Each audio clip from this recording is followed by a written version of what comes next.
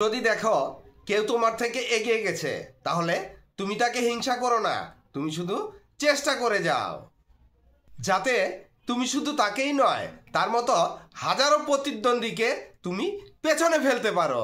হিংসা তোমার মনকে দুর্বল করে দিবে, তুমি হীনমন্যতায় ভুগবে, তোমাকে অনেক নিচু মনের মানুষে রূপান্তরিত করবে। চেষ্টা করে যাও, একদিন তাদের মতো তোমারও হবে। যারা বড় হওয়ার তারা যেভাবেই হোক একদিন বড় হবেই। সবচাইতে বড় কথা, হিংসুটেরা কখনোই বড় হতে পারে না, তারা শুধু মানুষের দোষ খুঁজে বেড়ায়, সফলদের সমালোচনা করে বেড়ায়, আর তাদের কাছে এক্সকিউজ থাকে যে আমার কাছে এটা ছিল না বলে সেটা করতে পারি নাই। যত অজুহাতের গোডাউন নিয়ে আসে। জেলাসি লোকেরা শুধু অন্যের সাফল্যের হিসাব রাখায় ব্যস্ত থাকে। ওইটা থাকলে সেটা করতে পারতাম, সে আমার পাশে থাকলে দুনিয়াটা উল্টে ফেলতাম, আরো অনেক কিছু। সফল লোকেরা কি করছে, কোথায় যাচ্ছে, কিভাবে সফল হচ্ছে, কিছু লোক শুধু এগুলোই খুঁজে বেড়ায়। কিন্তু তাদের দলে যেও না। যারা এমন করছে তাদেরকে অ্যাভয়েড করো।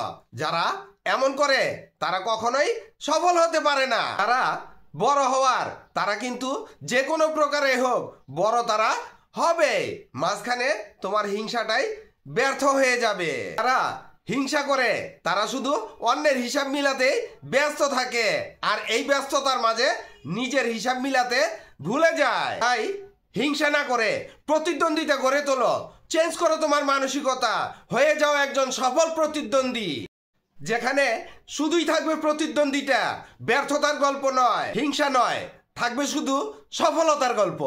তোমার প্রতিদ্বন্দ্বীকে তুমি উৎসাহ দাও আরো এগিয়ে যাওয়ার জন্য, যাতে তুমি তার সাথে আরো ভালো করে প্রতিদ্বন্দ্বিতা করে নিজেকে সফল করে তুলতে পারো। নিজেকে মনে মনে তৈরি করে নাও যে আমাকে লাইফে অনেক বড় কিছু করতে হবে। সফল ব্যক্তির সাথে হিংসা না করে বরং তার কাছ থেকে ভালো কিছু নিয়ে নাও এবং তা তোমার জীবনে অ্যাপ্লাই করে এর থেকে ভালো কিছু করার চেষ্টা করো। দেখবে তুমিও তার সাথে সাথে সফল হয়ে গেছো, পিছন ফিরে তাকানো লাগবে না। নকল নয়, তুমি তোমার মতো করে চেষ্টা করে যাও, তুমি তোমার মতো করে তোমার সফলতার গল্প লেখো।